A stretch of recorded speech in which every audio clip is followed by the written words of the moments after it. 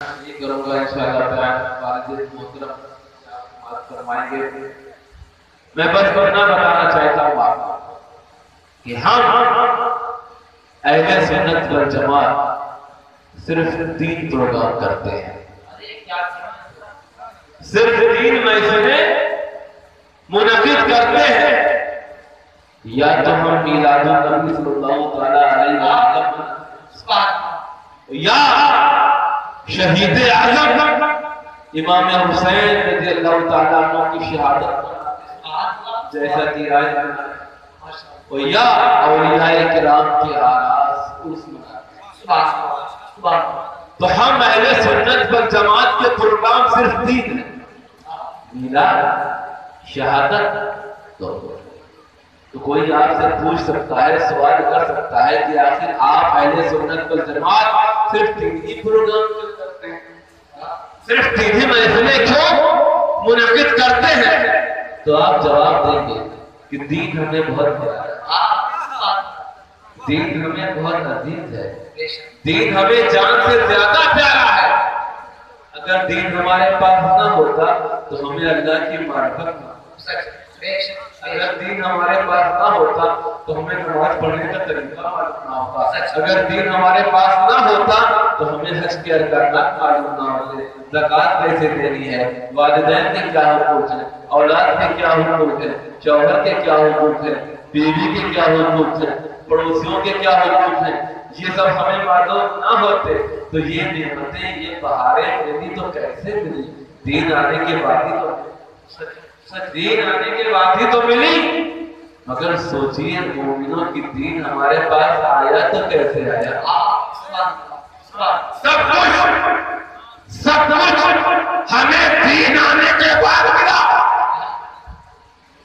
دین آنے کے بعد ملا، مگر دین کیسے آیا؟ دین کیا خود سے چل کر آ گیا؟ اس لیے کہ دین کے پیر تو ہے نہیں کہ چل کر تمہارے پاس آ جائے، تو دین خود سے آ نہیں سکتا، تو جب دین خود سے آ نہیں سکتا تو ایک لانے والا ضرور، جب دین خود سے آ نہیں سکتا تو ایک دین لانے والا ضروری، دین لانے والے رحمت عالم نور مجسم محمد رسول اللہ صلی اللہ علیہ وسلم۔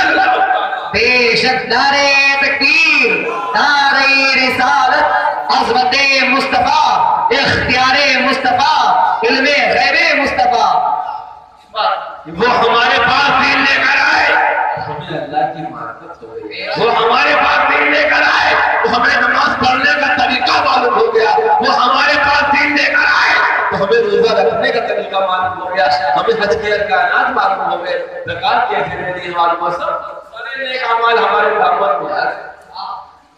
تو یہ دین آنے کے بعد ہمیں حاصل ہوا، وہ دین لانے والے رحمت عالم نور مجسم صلی اللہ علیہ وسلم۔ ارے آپ کو کوئی چھوٹا سا تحفہ دیتا ہے تو آپ کیا لینے کے بعد اسے ایسے ہی رکھ لیتے ہیں؟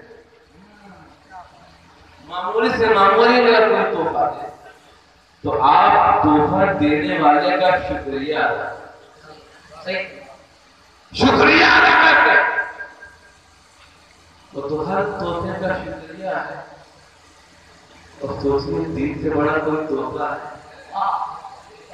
مومنوں کے لیے دین سے بڑا کوئی تحفہ نہیں ہے، ہو ہی نہیں سکتا۔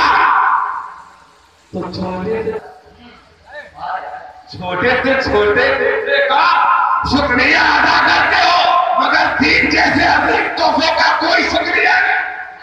ارے ہم اہل سنت والجماعت شکرانے والے ہیں، ناشکرے نہیں ہیں۔